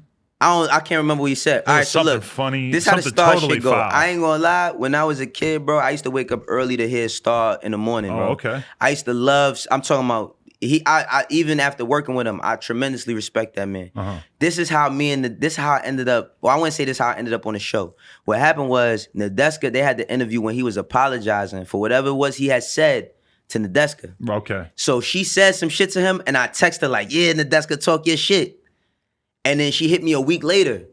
I was like, yo, you should come through. That's what made her think of you as a potential co-host. I don't know. Damn, that's cool. I don't know. But, me and her got a good rapport, but it was because of that. Like, I was watching and I was like, talk your shit, which I didn't think that Star was going to be put off the show. But yeah, Star does have a history. But the thing is like, Star that's the type of content he makes. So I don't know if I don't know who hired him on there, but I know that like, you have to know who you dealing with. Listen, Star...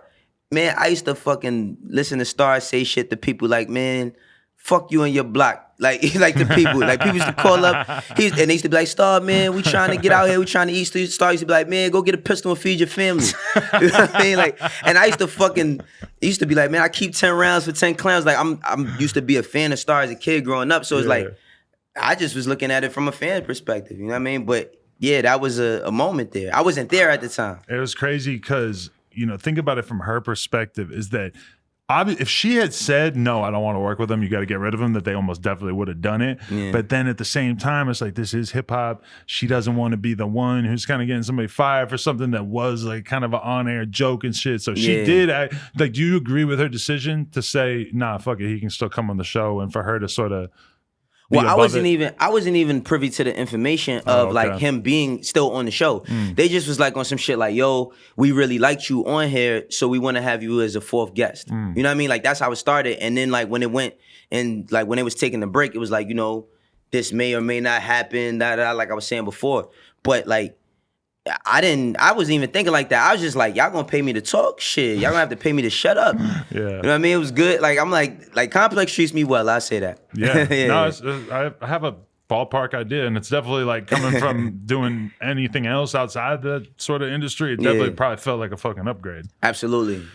And I mean, it also opened me up to a new audience of people. You know what I mean? Plus, I just took this position, you know, at Asylum to do A&R and shit. So that's it's crazy. Like, it's a lot of kids that they might see me on the show and be like, oh, that's the guy. I might be the if you watching me on the morning, I might be fucking hitting your email later to potentially sign you. You know what I mean? So it's like, it's opened me up to like, new avenues and new ideas. And you know what another thing is like, this game is built off of comebacks, man. It's built off of like stories. And when me and East had our split, it was like, what's Wayno gonna do next? You know what I mean? And it's like, that came. You know what I mean? And when that came, one thing I say about being in this music industry, I got a lot of people that like root for me. Like I know that. Genuinely people that root for me. Now, like, is everybody my best friend? No. But I got a lot of people that do want to see me do good. It's probably people that want to see me do bad. I don't know them and I don't give a fuck about them. But for the people that do want to see me do good, I'm on it. You know what I mean? So it made sense for me to do it. Take that position. To go and take that. So what is the actual day? Are you just expected to bring X amount of artists in an average week? Hey, check these out. Or are you more like you're finding specific artists that you're really excited about and trying to actually make shit happen? Well, you know, I got a team up there. So you know what I mean? Like my man Nico, you know what I mean? He's another A&R that works for me. Like he handles research and shit. You know what I mean? So like that's how I found out about TJX6. You know what I mean? Like he had told us about TJX6. It was super early. I think TJ might have had like 5,000 followers on the gram. So I was watching his shit for like a month. You know what I mean? I was watching his shit for like a month and I was listening to songs. And I just thought it was like I don't want to disrespect him. I didn't take him like as no supreme lyricist and no shit like that. I just thought that like he had a different take with rap and he had a wave. You know what I mean? I was like, oh, that's dope. You know what I mean? I like that's dope. So excuse me. Like my typical day is I come into the office. It might be everybody got an artist now. Like everybody has an artist. People send me shit all day, every day. But so that's your schedule. You go do Everyday Struggle and then you go straight there into the office. Yeah. So I do Everyday Struggle at we start at 7 a.m. I'm done by like 9:30, 9 o'clock most days, and it's on 43rd Street. Asylum on 50th Street. So I just walk up the block. You know what I mean? Walk up the block, go in the office, go to the gym. You know what I mean? Come back in the office, get my shit right. Start going over emails and stuff from the artists that I have already signed, and then just see what's out there. You know what I mean? And then I fly places. Like I flew to Chicago to meet with some kids I'm trying to work, they're trying to sign.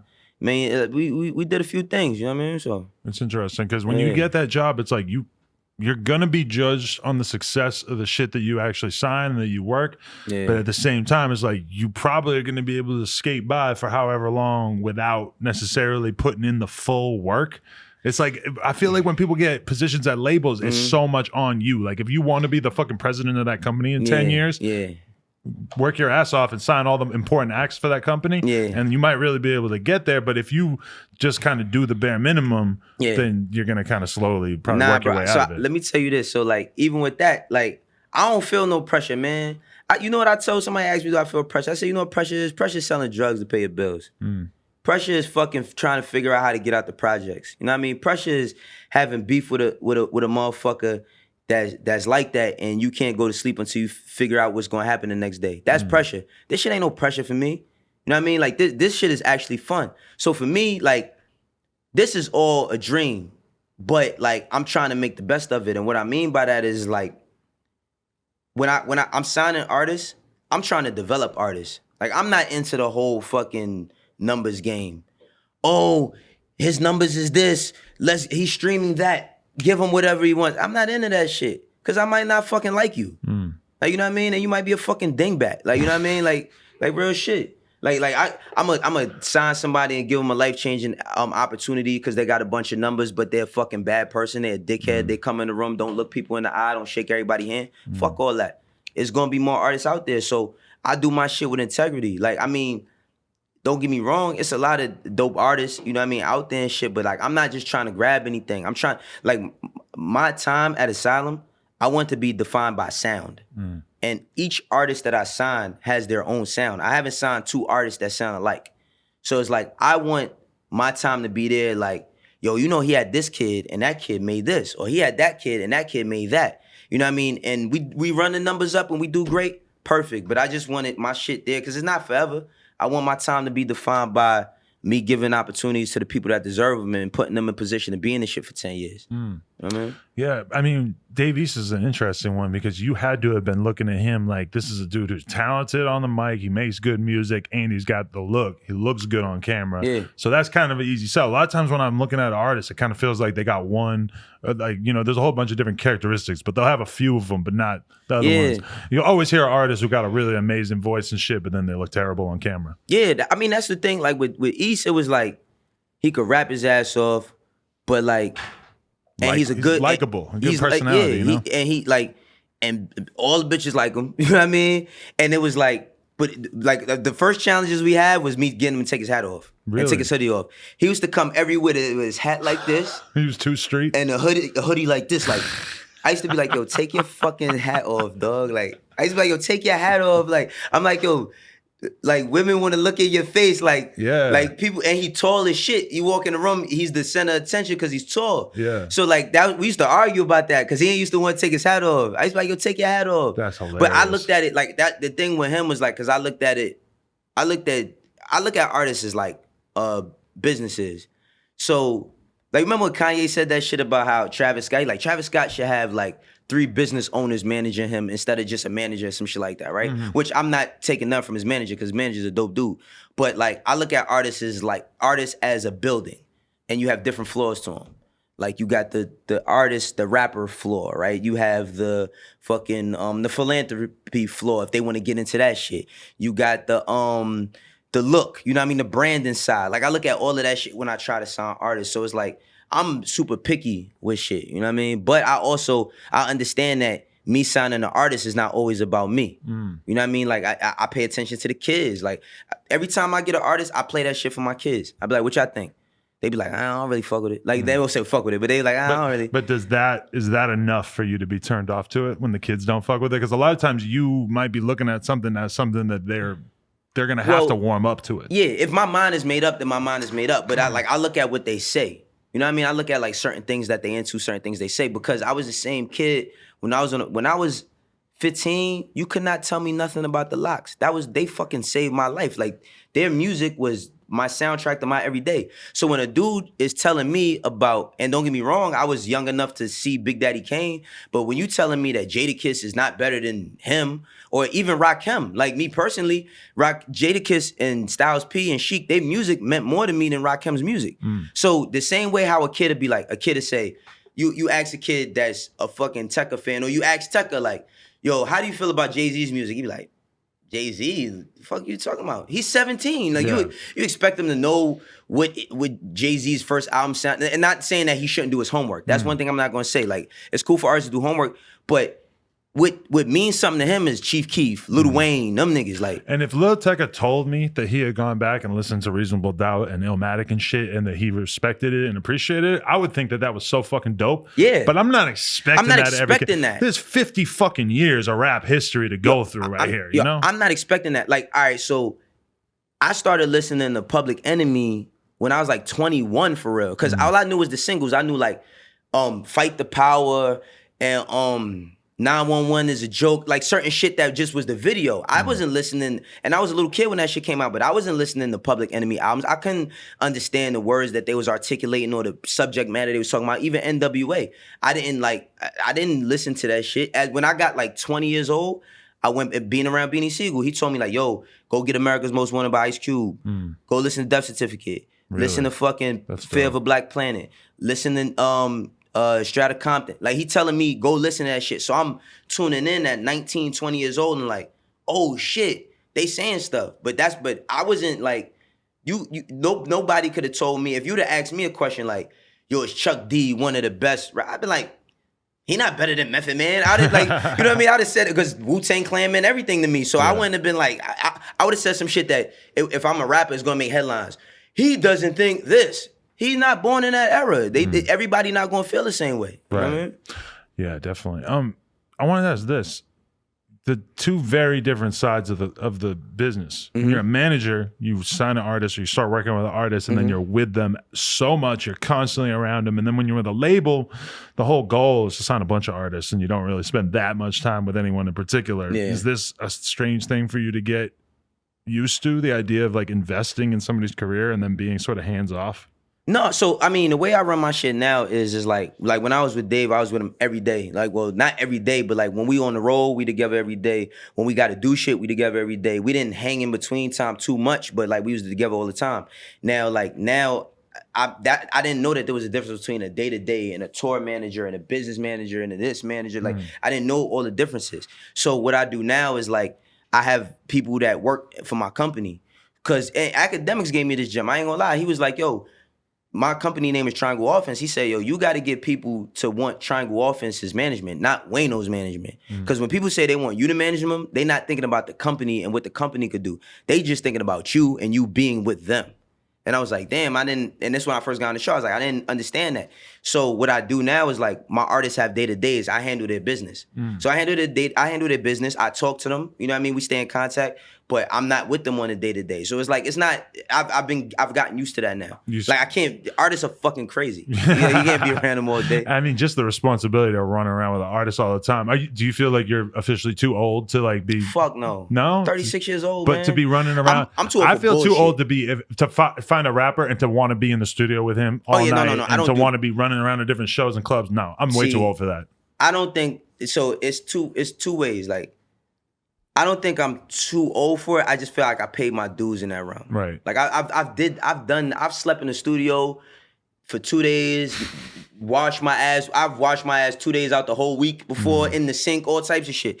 So I've passed that part. Like as you grow as a businessman, you got to elevate. You know what I mean? Like you're not handling things the same way you used to. So like I'm too old for the bullshit. Now I be too old for I sign an artist and you want to fucking gangbang and do all this stupid shit and I need to make phone calls to get you out of trouble. I ain't with none of that shit. But that's kind of what it is to be a label, right? Like I had a long conversation with Chief Keef's manager a few times and I'm just realizing like, holy shit, you got the patience of a fucking saint. Like I would have been out there and like, I would have been out in 2 weeks. But that depends on who you willing to deal with. Like me, I just don't deal with the bullshit. Like, you know what I mean? Like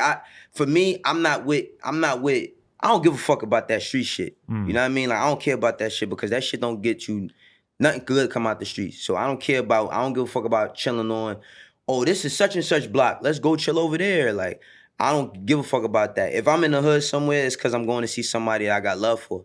You know what I mean? I ain't with that standing on the corner. So I, like when it comes to artists, I don't do all of that. So artists that my thing is this. You want to be a tough guy, join the fucking UFC. Because you ain't tougher than none of them. Nope. You know what I'm saying? No. Or you want to be an artist and a businessman. Stay over here and do this. So you can't blur the lines. You know what I'm saying? Like, I'm not with that blurring lines shit. Like, you know, like people be wanting to, they don't know who the fuck they want to be. And you know what? A big thing about just back to the conversation we had initially, not just that I was scared when I moved there. I didn't know who I was. I define myself. I know who I am. I'm comfortable wherever I'm at. But you understand why kids join gangs and shit is because the world is so scary, and to have that idea of to have a bunch of people who have your back is one thing. To have one person who have your back is one thing. To have an idea of this group, the thousands of people across the country, theoretically, or at the very least, you know, dozens of people in your neighborhood. Yeah, that's irresistible to a young kid. I mean, it is, but it's all bullshit. See, that's the thing. Everybody looks at the. I'm not gonna lie. If you viewing this shit from not knowing anything, that shit looks cool, right? It looks cool. You get to wear this color. It looks the coolest shit in the world to kids, you know? It looks cool. You get to wear this color. You get to do these special handshakes. You got certain coded words until you got to put some work in. That's where you're going to see where your heart is at. You got to go shoot at somebody you don't know for a reason you don't really understand. You might got to shoot. You got to put that. Then you got to put that work in. It ain't. You put work in, it ain't easy to go to sleep after that. That's the part that don't nobody tell you about. when you gotta hurt somebody, and when you hurt somebody, not just getting away with it, but mentally, when you go to sleep and you think about what the fuck you had to do to somebody, that shit is not easy to get away with it. And what happens with that? Medicating yourself certain ways. And then you medicate yourself so much that you don't give a fuck. And then you start doing all types of shit. And it's a fucking rabbit hole that you go down that you can't get out of that leads to what? Death for jail. So while it may look attractive, it's not. And I understand wanting to be a part of something. I mean, like, just specifically, I speak for black people, we tribal. We want to feel like we parts of something. That's why we got fraternities. That's why we got certain types of groups. That's why we got little cliques. It ain't just gangs. We got all types of shit. The army, it's all, everybody want to feel like they're a part of something to some sort of extent, whether it's religion or politics or whatever. I'm a Democrat. I'm a this. I'm a that. I'm a hot boy. You a hot girl. Everybody want to feel like they part of some shit. So I get that. But my thing is, don't do nothing that's going to be detrimental. Like, what is it worth? Is it worth your motherfucking crying? I'm not, you don't want to be the person that motherfuckers got to get a GoFundMe to put your ass in the dirt. That shit is crazy. You motherfuckers be out here beefing in the streets and ain't even got life insurance. So you out here beefing, you want problems, and you get killed, you get murdered, your mother can't even do shit. She got to go around. You motherfuckers be dying. And you know what's crazy? I noticed this by working in corporate America. When I worked in corporate America and people that I work with, white people, they lost a family member. The motherfuckers die on Wednesday, they asses in the ground by Saturday. That quick. Black people die, these motherfuckers is chilling for 3 weeks. For real. Nah, this shit is real. These motherfuckers is chilling for 3 weeks. He died on Monday, we gotta bury him next month. Why? Because they can't afford to fucking bury him. How gangster is that? That shit ain't gangster. That's harsh. That shit ain't cool. You know what I'm saying? That's what I'm saying with these kids. I be telling kids, I be like, listen, because you go to high school and you had that guy to come in and say, hey y'all, I grew up in this bad neighborhood and I just stayed in the house. I didn't get in anything. I went to college and I'm all right. I'm a doctor now. Yeah. First of all, none of that shit seems fun. None of it seems cool. Kids want to hear stories about experience. They want to see somebody. I'm a person that can say, yeah, I was out here. I was outside. Yeah, I did some shit and I had some shit done to me. And guess what? I ended up trying to do the right thing because it ain't fun doing the wrong thing. So that's what I be pushing on these kids. Yeah, because you're in an interesting position where you've been through a lot in relatively recent memory. And you probably meet a shitload of young people and stuff in terms of artists and everything. Like, how do you talk to them about the risks that they should be taking? I be keeping it 100 with them, yo. Like, I be like, you know how all these kids want $1 million for a deal? I want $1 million. I want $1 million for what? You want $1 million? Like, okay. Do you know? So I be looking at it like, I be telling people like this, even when it comes to these deals. When you do a deal, it's not a deal for you. It's a deal for both parties. Right. So you want the money. You know what? I'll give you the money. But I want to know how I'm getting my money back. And somebody was like, huh? I said, listen, if your fucking cousin asks you for $200, right? And they're down on their luck, no matter how tough it is, if you ain't really got it, you're going to say, I'm going to give it to you, but how am I going to get it back? You think labels is thinking they ain't different? So you want this money for this investment. This is an investment. When you go to the bank and you go to the bank for a loan, what do they ask you for? For a business. Credit, but what else? A business plan. Right. They say, what's your business plan? What's the cash flow? What's the portfolio? Like, how are we quantifying this? You could do that with, that's how you get in business and anything else. Music, everybody just want to walk in and get a check. And then when you get the check and you get fucked over because here's what happens. We give you this $1 million, or I'm not going to say we, because while I'm saying this, I'm not pro-label. You know what I mean? I'm pro-success. I'm not pro-label. Success comes however you got to get it. So they give you this bread. They put out some music. It don't hit how the last shit hit. Cool, we took that shot. Put out some more music. That don't hit how the last shit hit. But now, you done ran through that whole $1 million we gave you. So you start panicking. Yo, can I get some, I need another advance. No, you can't get another advance. The fuck, we just gave you $1 million. Yeah. What you do? Oh man, all right, well, you could take the rights to this and then let me get that. Now you fucking yourself. And all you gonna do is keep fucking yourself over and over and over. So I just be telling kids, it's not my business to teach you business. It's nobody's business to teach you business, but learn the business. If you gonna get into music, learn the fucking business. Because these kids, they getting these deals, yeah, you get $4 million up front, and I ain't gonna front. 11 times out of 10, I might take it. But at the same time, you might be giving up all your publishing rights on the back end off the rip. Or you might be giving up all your royalty rights or be getting crazy royalty rates. 10 years down the line, your mom gets sick of some shit. You ain't got the money you got. A fucking song is on the M&M's commercial and it's your song and you didn't get a check. You wanna know why? Because you took that fucking money early on. Yeah, but $4 million probably, that's a lot more than you're probably gonna make the vast majority of the time from your actual career. I mean, it depends. When you go for the massive upfront advance, you're really kind of betting against yourself. You are. You're betting that you're going to have a short burst of a career and then nothing's going to happen afterwards. Because in that case, you're killing it. But they don't know that. Yeah. They think, oh, I'm about to kill like 4 million. I'm going to do this, that. They don't know nothing about no taxes, none of that shit. So, I know multiple different artists that are basically like just pretty unpopular, like not relevant, like underground type artists that signed for over $1 million within the last couple of years. The fans have no fucking clue. Yeah. And if I told them that this random guy who has a video on Elevator got a fucking $1 million from a label and then nothing popped up after, they'd be like, what? So I seen a kid get $1 million deal and they didn't even put a record out. Yeah. They didn't put a record out, they didn't put a project out of nothing. They got $1 million deal. They trying to give him a label deal. I'm like, label deal, it's like this, right? It's like shit, right? It's like this. I be looking at the like how they court these artists the same way how a chick that you never met would try to set you up, right? Like, okay, you popping in this, that, and the third.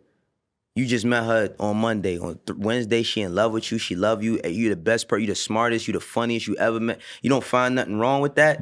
Like you just met me. I ain't sold a fucking record. Yeah, I got some potential. I'm doing okay. I'm all right. But I could get a label deal.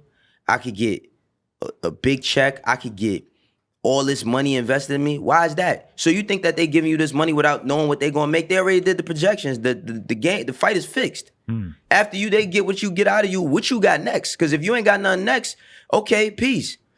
These kids don't even understand the amount of money that a label could fucking spend and it don't affect their bottom line. And they think that they special because they got this money. Let me tell you, if you took $1 million for a deal, you ain't special. Because $1 million, and I don't even have $1 million, but $1 million is not a lot of money in entertainment. That's nothing. To all these people that you're signing to, they got many, many millions of dollars. Fortune 500 companies. I done sat with dudes that work in television that raised 20 million for some shit that never happened. For real. I worked in television. These dudes are like, yeah, we raised $20 million for this new channel. This shit never happened. And they raised the bread. And they like, yeah, I had him give me bread and him and him and him. And you sitting here trying to figure out how you going to stop eating Burger King one day. Right. You know what I'm saying? So it's like, shit, don't just, and I know it's tough, but if you going to get into the music business, try to learn however you can. When you look at your potential career path, it's like, do you find yourself veering more towards being an on-air personality or being a behind-the-scenes label guy? Because it's like, you could be Charlemagne or you could be the guy at the label. Let me tell you this. Both might be able to make some pretty good money. And I'm doing everything. You're doing everything. There you go. I'm doing everything, bro. That's good. I'm doing everything because, like, you know, I ain't gonna front, this media space is fire. You know what I mean? This shit is dope. It's lucrative. There's money in it, especially in creating content. If you got shit that's distinctive and your own thing, that's ill. Best case scenario, you play both off each other because, like you were saying, like you becoming more famous through everyday struggle, boom, that could help you like crazy. In terms of having kids take you serious when you want to sign them and shit. Absolutely, and I'm doing both because it's like, yo, dog. I mean, I've worked. Let me tell you, I've done so many jobs. Yo. I done had so many jobs. I done applied for so many jobs that I didn't get, that I put time in. I applied for jobs that I took 2 years trying to get that I never got. And for me to be doing this right now, I'm only 36, yo. Fucking Mark Cuban became a billionaire at 43 or some shit like that. He's 50 something. And I'm not saying, like, another thing too is like the whole billionaire shit. In order to be a billionaire, you gotta be doing some real distinctive shit. But I'm learning, you know what I mean? I'm learning. I feel like my people, like black people, we the only ones that put these unfair age expectations on ourselves. Like, by the time I'm 30, if I ain't married, got a house, a dog, and a kid, my life ain't shit. Chief Keef put out an album called Finally Rich at 18. Finally Rich? I got fucking sneakers older than Chief Keef. Was it 18? He might have been like 16 or 17. Either way, it's like, that's what I'm saying. Finally Rich. Yeah, like that. Think about that. Finally Rich. Like, what? Yeah, I finally did it. But that's what I'm saying. I feel like, but you know what, that's due to the conditions that we live in. Because we fucking dying every day because we not appreciating ourselves. You know what I mean? I was talking to one of my homies earlier. I said, yo, listen, it's kind of fucked up, but you got angry ass racist police killing black people. You got mass shooters walking in places killing black people. And then we got black people killing black people. It's exhausting being me sometimes. But the thing about it is like, I'm not giving up, man. And I know that like that shit that Pac said about sparking minds, like I really believe that. Cause there's so many things that I've seen. It's like how, like with Nipsey, right? Nipsey gone. Nipsey been talk, like you could go through every Nipsey Hussle interview. He never said nothing crazy. He never was talking crazy as far as like, even when it came to him talking about being down with the 60s, he never was like, yeah, nigga, we banging it. He never said nothing out of pocket. He always articulated himself to a certain degree. But it took him to pass for people to appreciate that. You know what I'm saying? He always had that type of narrative, that type of sentiment, that type of ideology, them type of smarts. But it took this man to lose his life. So for me, I'm just trying to wake as many people up as I can and tell them like, yo, you know, unfortunately what happened to my man Nip happened, but like it's so many of y'all, and that's what he was trying to do. Show y'all that y'all got something in y'all, even when you don't feel like you do. Like that's what got me to where I'm at today. Cause I felt like even when I didn't, even when the world felt, I was like, what the fuck else am I gonna do?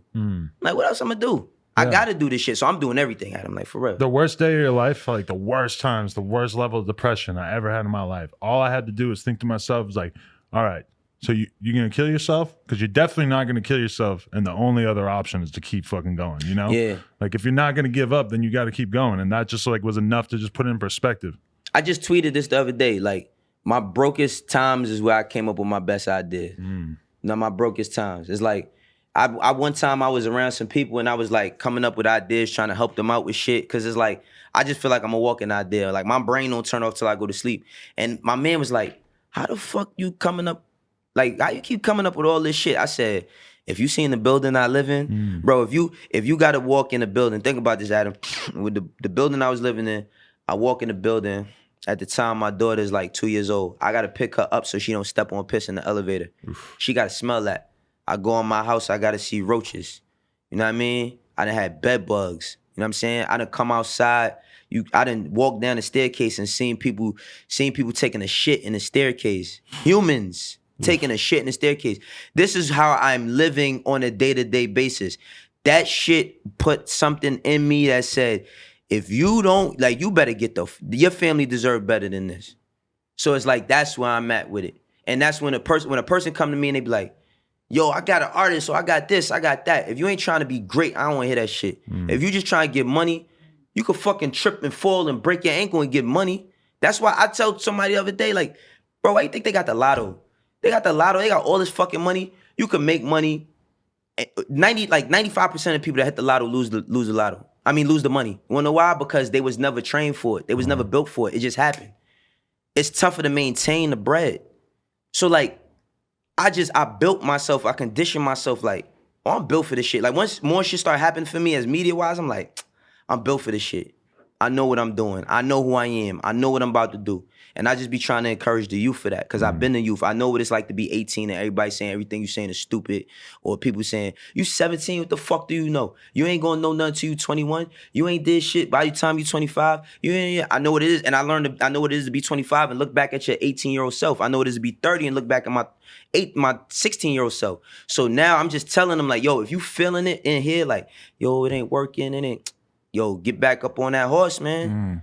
For real. Keep grinding, man. The thing that's separating you is the amount of practice that you have, the amount of work that you put in. When you actually like if you're somebody who feels like, oh, you ain't made it yet, like my advice to somebody who wants to be a musician is not like make a couple songs and then just go crazy trying to promote them. It's like, no, you need to spend years and years working on your music, years of nothing, of restricting yourself from socializing, from staying in, from not going to the bar. A lot of the work that I did to make it where I'm at now is because I didn't go out and have fun with my friends.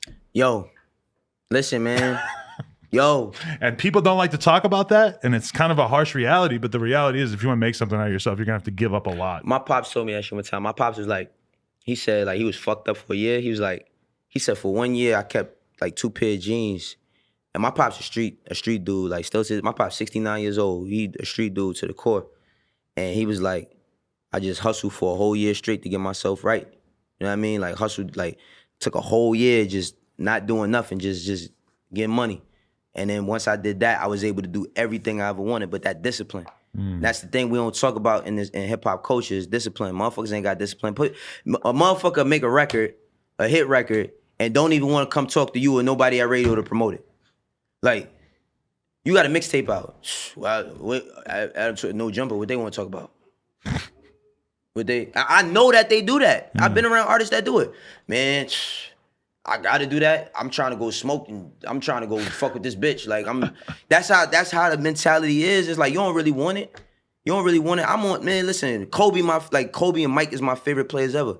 And you think Kobe, like, Mike wasn't chasing money, he was chasing greatness. Like Michael Jordan was not chasing no fucking bread. He had bread. He's just like, he wanted to be better than everybody to the point he was obsessive. I be feeling like I'm obsessed with what I do.